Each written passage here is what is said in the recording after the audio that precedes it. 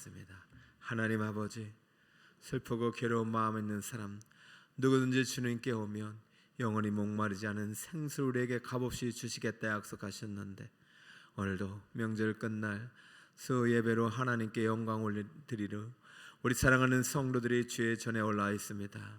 아버지, 발걸음이 복된 발걸음이 되게 하시고 올리는 손 하나님께서 손잡아 주셔서 주님께서 손대는 자마다, 주님을 붙잡는 자마다 놀라운 기적과 치유 역사를 경험했듯이 오늘도 한량없는 주님의 구속의 은혜와 구원의 은총을 체험하는 은총의 시간 되게 하여 주옵소서.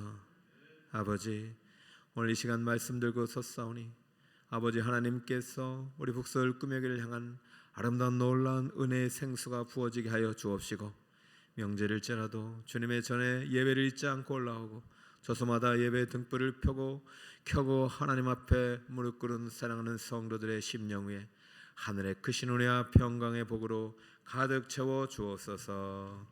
영광 주님 홀로 받으시기를 원하옵고 예수 그리스도의 이름으로 기도 올리옵나이다. 아멘. 할렐루야. 옆에 많이 오지 못했지만은 오신 여러분들이 정말로 최고입니다. 자, 옆에 분에게 이렇게 축복합시다. 당신은 축복의 근원입니다. 시작. 당신은 축복의 근원입니다. 할렐루야. 사랑합니다. 네, 고맙습니다. 자, 우리 수요 예배를 안 드리는 교회도 있어요. 그래서 우리도 이제 명절이 있어서 우리 성도님들 편하게 보내드릴까 했는데, 여러분, 우리 아버지 집이 가장 편한 곳인 줄 믿습니다. 네, 오늘 말씀 듣다가 여러분에게 또 뜻하지 않는 또 하나님의 큰 은혜가 임할 줄 믿습니다. 제목을 같이 한번 읽어볼까요? 무리. 시작. 제목 보고 뭔가 잘못 나왔나 그럴 수도 있어요. 무리 왜 얼굴이 붉어지나, 이게 무슨 말이냐면은, 여러분, 예수님께서 이 땅에서 행하신 첫 번째 기적 중에 하나가 물로 뭐를 만드셨죠?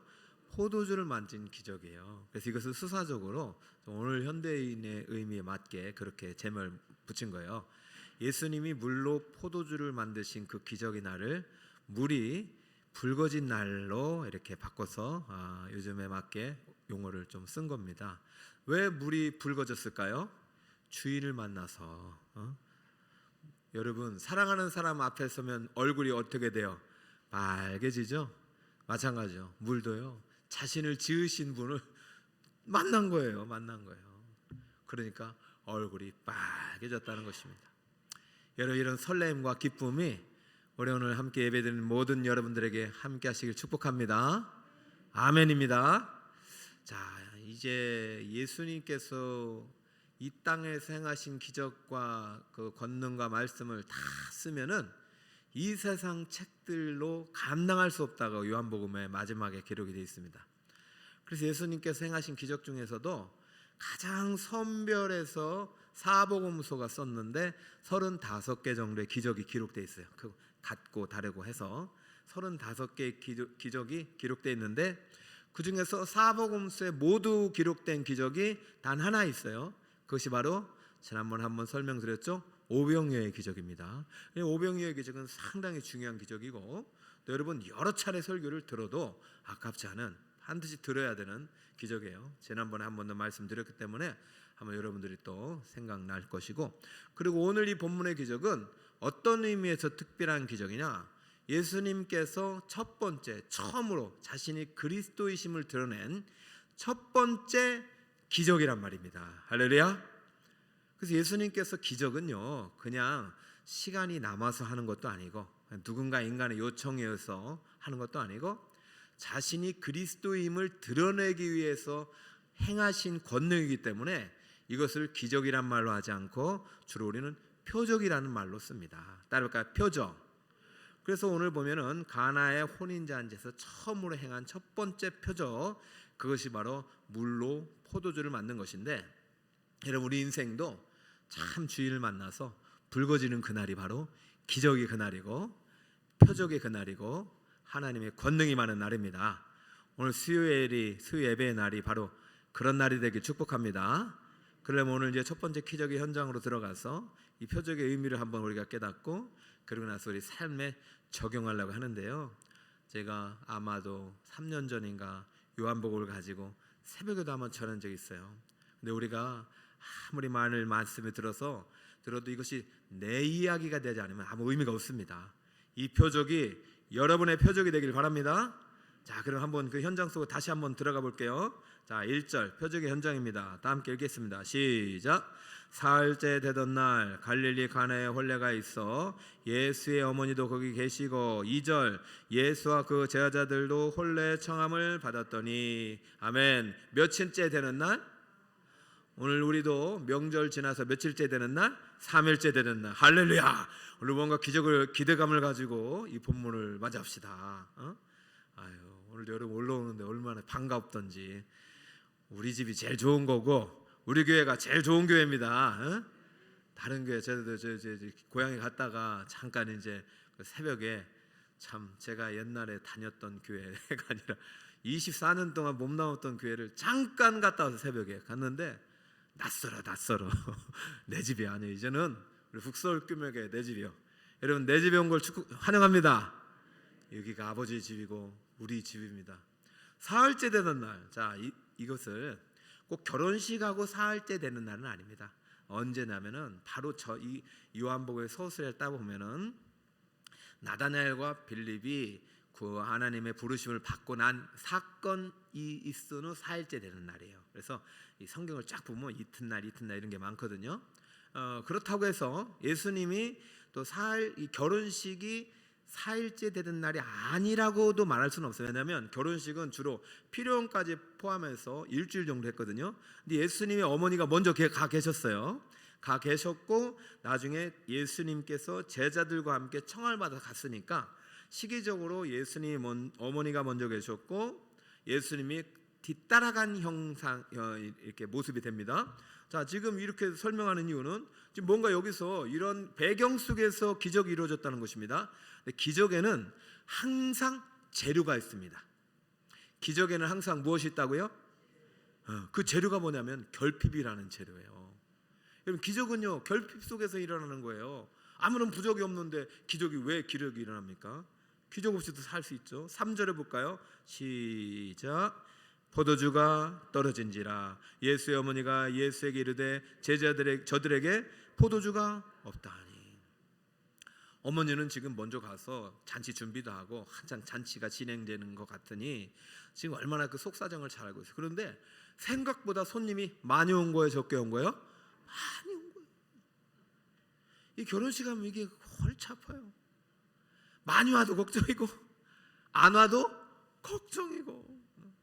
최근 한 결혼식에 손님들이 안 올 것 같다고 꼭 좀 와달라고 해서 갔더니 또 많이 왔네. 주여. 지금 이거는 이제 여기죠. 포도주가 너무 많이 와서 좋긴 한데 떨어져 버렸어요. 포도주가 떨어졌다는 것은 큰 신뢰입니다. 이때는요 멀리서도 많이 왔을 거 아니에요.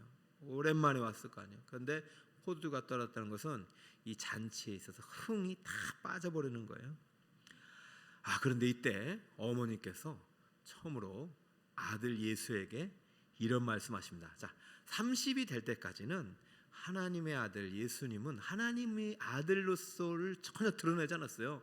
그냥 말씀으로써 뭐 아버지 집이라고 얘기는 했지만은 전혀 어머니도 이거를 잘 인지하지 못했을 텐데 어머니 마리아가 예수님에게 이런 말씀하신 거예요. 저들에게 포도주가 없다. 무엇이 없다? 포도주가 없다. 자, 이 말씀은 무슨 말씀이냐? 지금 예수님도 초청받은 손님인데 굳이 예수님께서 이 사람들의 손님으로 왔는데 이들을 대신해서 포도주를 사오란 얘기겠어요? 아니죠. 포도주는요 예수님이 사서 채워야 될 일이 아니라 여기에 주인과 초청한 사람과 신랑이나 신랑 아버지가 해야 되는 거예요. 자, 그런데 연회장이 하든지, 그런데 이 예수님께 포도주가 없다라고 말하는 것도 좀 이제 이게 익숙하지 않지만 또 4절을 같이 또 한번 읽어볼까요? 시작. 예수께서 이르시되 여자여 나와 무슨 상관이 있나이까? 내 때가 아직 이르지 아니하였나이다. 이렇게 자꾸 현장을 연결하는 것은 전혀 오늘 기적을 행한 이 결과를 가지고 우리가 가져가야 되는데 재료부터 해서 기적까지 전혀 연결고리가 전혀 없어요. 명절 때 여러분 드라마를 봤겠지만은 드라마도 그래요. 설득력이 있어야 돼요. 갑자기 주인공 왜 죽어요? 그래요? 갑자기 주인공 왜 살아나요? 그죠? 설득력이 있어야 되는데 포도주가 떨어졌는데 어머니가 아들에게 말하자 아들은 갑자기 어머니에게 여자 왜 나하고 무슨 상관이 이렇게 따져 물어. 그러자 더 이상한 거는 5절에 보세요. 여자야 나 무슨 상관이 있나이까 내 때가 이르지 아니했나이까 분열이 거절이사 나는 뭐 심부름도 안 할 것이고 난 여기서 무슨 기적도 행하지 않을 것입니다 하고 했는데 5절을 보세요. 그의 어머니가 하인들에게 이르되 너희에게 무슨 말씀을 하시든지 그대로 하라 하니라. 너무요 막 이게 극박하게 지나가니까 현 생동감이 없어요. 우리도요 이거 뭐 그런가 보다 하고 넘어갈 수 있어요. 근데 여기 중요한 단서들이 많이 있습니다. 이것이 바로 오늘날 우리가 물이 주인을 만나 얼굴이 붉어지듯이 정말 내 인생 가운데 참 주인을 만날 수 있는 지혜의 기력이 있어요. 자, 모든 기적은 재료가 있어요. 결핍의 문제, 포도주가 떨어졌어요. 그런데 그 중에서 그 친척 중 가까운 친척이죠. 마리아가 갑자기 이 문제는 누구에게 가지고 가야 된다는 생각이 들었을까요? 아들 예수님께. 자, 이것이 믿음의 싹이 튼 거예요. 자, 어쩌면 우리 아들 예수가 이것을 해결할 수 있는 어쩌면 하나님의 때가 이르지 않았겠나라는 믿음의 지식이 들어왔을 거예요. 그러자 혹시나 해서 얘기했을 거예요. 아들아 포도주가 떨어졌단다. 의심을 물었어요. 그래서 예수님께서 뭔가 들킨 것 같아요. 내가 슈퍼맨인 걸 들킨 것 같아요. 내가 하나님 아들인 걸 들킨 것 같아요. 아직은 들키면 안 되는데 무슨 소리입니까? 갑자기 과도한 반응이 일어나요. 그러자마자 이렇게 말씀합니다. 아직 내 때가 이르지 않았습니다. 그런데 그 말씀을 듣자마자 마리아는 확신이 듭니다. 그리고 하인들을 불러 세웁니다. 여봐라 얘들아 지금부터 아들 예수가 하라는 대로 하라. 할렐루야. 여러분 오늘 이 말씀대로 순종하겠습니까?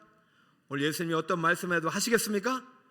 그러면 물이 붉어지는 거예요.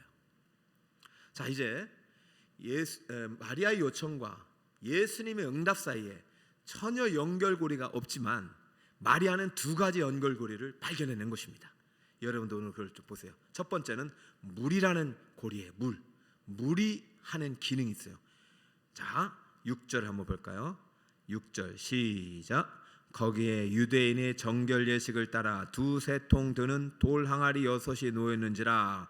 자, 7절 시작. 예수께서 그들에게 이르시되 항아리에 물을 채우라 하신즉 아귀까지 채우니. 자, 여기 돌 항아리 6에 물이 담겨 있는데 이 물이 어디에 쓰이냐면 유대인의 정결 예식에 쓰이고 있습니다.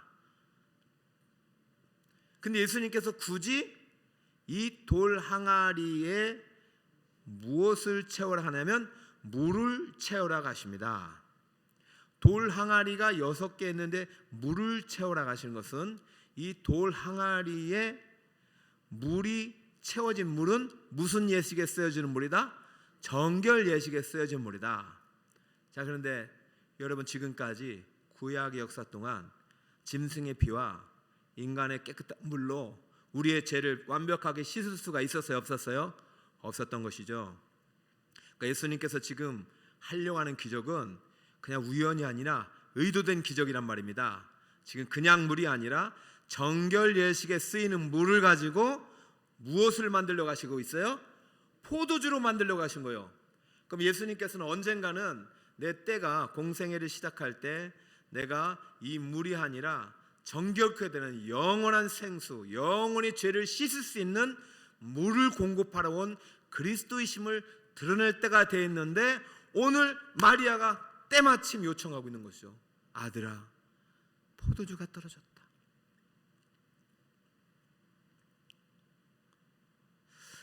하나님께서요, 이 땅에 오신 거 우연히 절대 아니죠.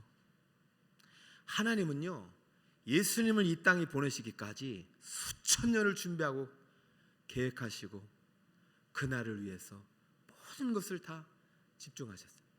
그렇다면 예수님께서 이 땅에 오셔서 30년을 사시고 33년을 살아실 1분 1초도 헛된 시간이 있을까요? 없을까요? 마찬가지요. 우리가 예수를 믿고 난 다음부터는 1분 1초도 헛되이 보내면 안 돼. 명절을 끝냈으면 다시 예배의 자리에 와야 되는 거예요. 명절이 끝났으면 다시 내일 새벽의 자리에 가야 되는 거예요.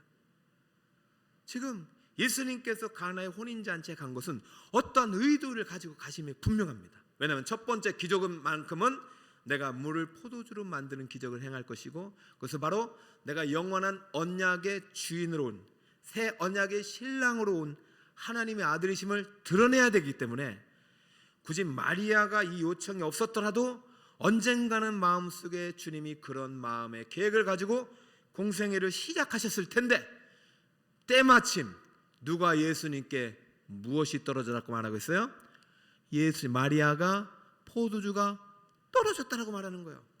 이것은 어찌 보면 신적인 하나님 앞에 우리의 부족함과 결핍의 문제를 내어놓고 하나님께서 이 문제를 해결하려고 하는 기도와 마찬가지죠. 마리아는 예수님께 요청하는 거예요. 요청은 기도입니다. 물이 떨어졌습니다.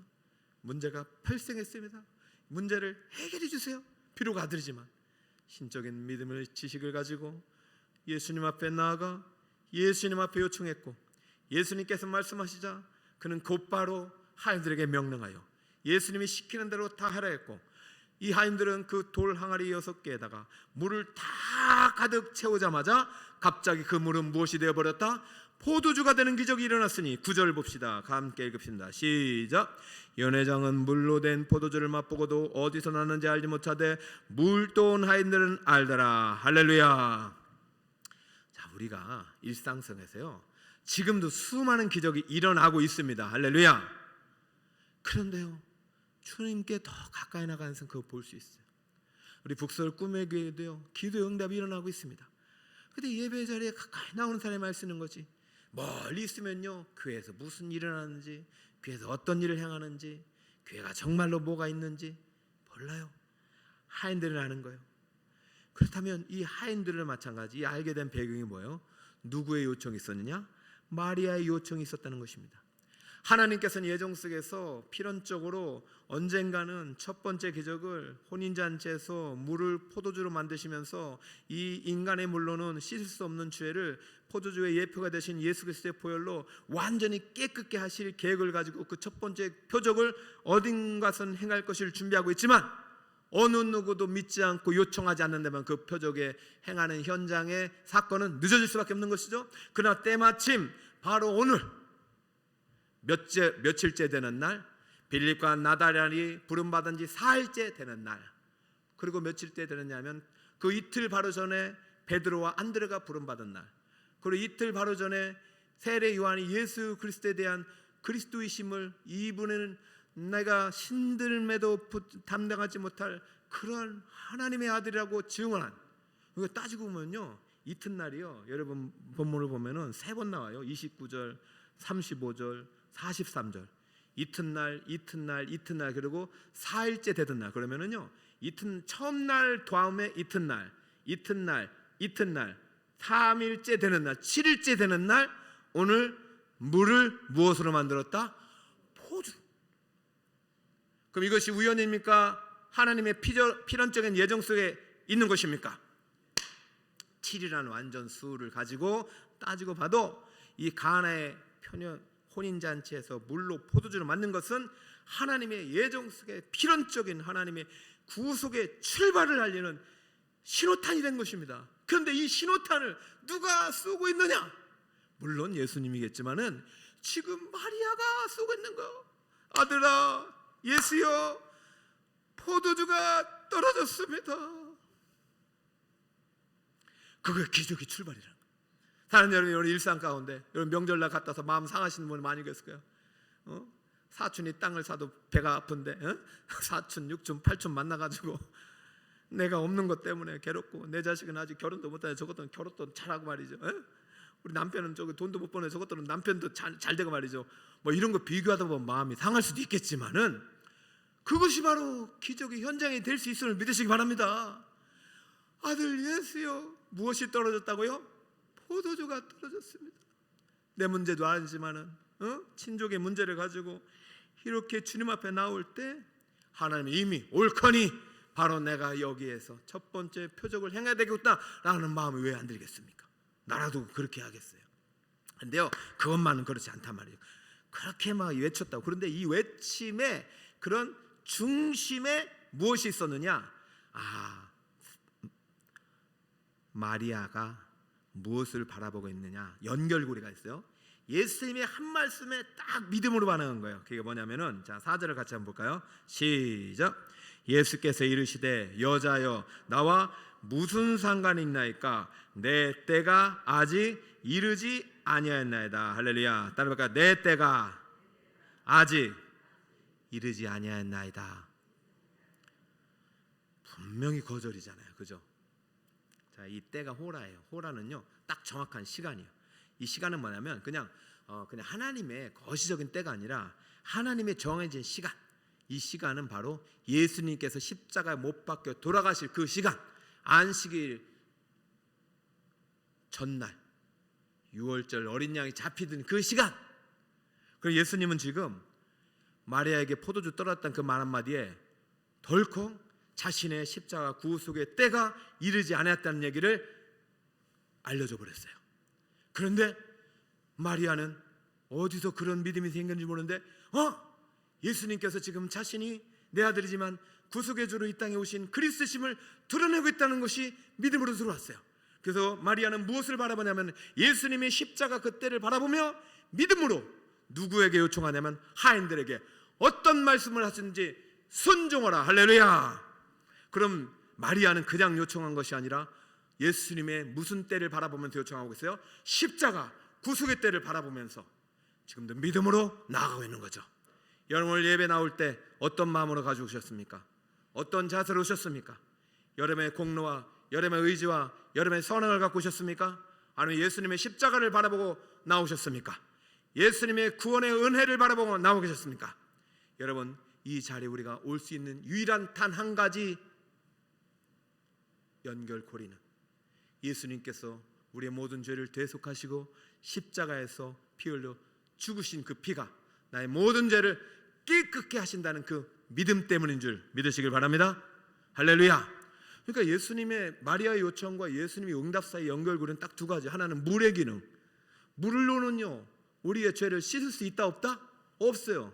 그러면 두 번째 무슨 연결고리가 뭐예요? 때의 기능이요. 때요. 예수님의 십자가, 예수님께서 우리를 위해서 죽으신 십자가 구속의 때에 흘리신 그 피가 우리의 모든 죄를 깨끗이 씻을 수 있는 것이에요. 자, 그렇다면 마리아가 붙잡았던 것은 뭐예요? 인간의 물이 아니라 예수의 보혈로 우리는 깨끗해야 되고 정결케 되고 이 문제를 해결한 받을 수 있다는 그 믿음을 가지고 나오신 줄 믿으시기 바랍니다. 그 다음에 이 마리아의 기적이 우리의 기적이 될 수 있다는 것 딱 그 하나는 바로 이 믿음이에요. 자, 그 믿음을 11절에 이렇게 표현하고 있습니다. 결론적으로 읽습니다. 시작.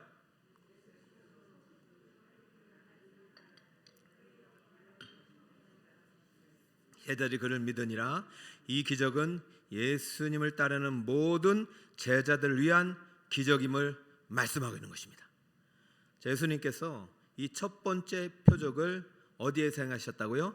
갈릴리 가나에서 행하여 그의 영광을 나타내 보셨어요.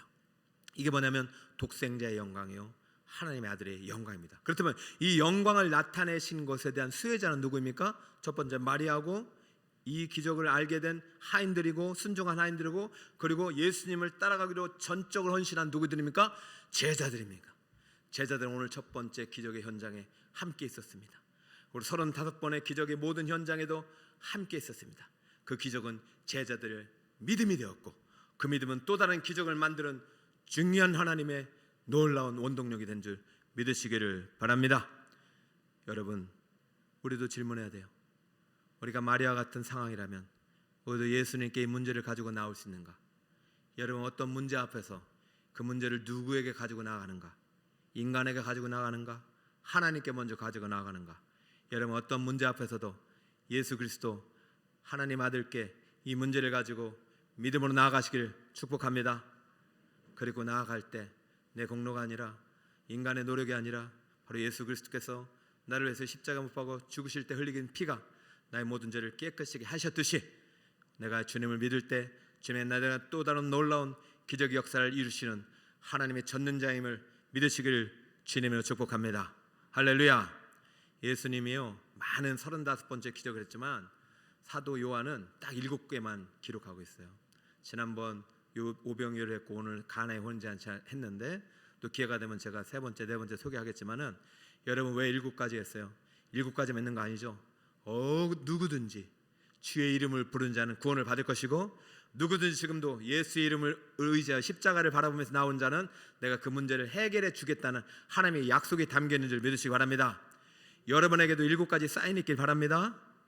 저도 믿음 생활하면서 문제가 기적이 됐던 것은 다 결핍의 현장이며 제가 대표적으로 어느 교회 가든지 꼭 하는 설교가 딱 2개 있어요.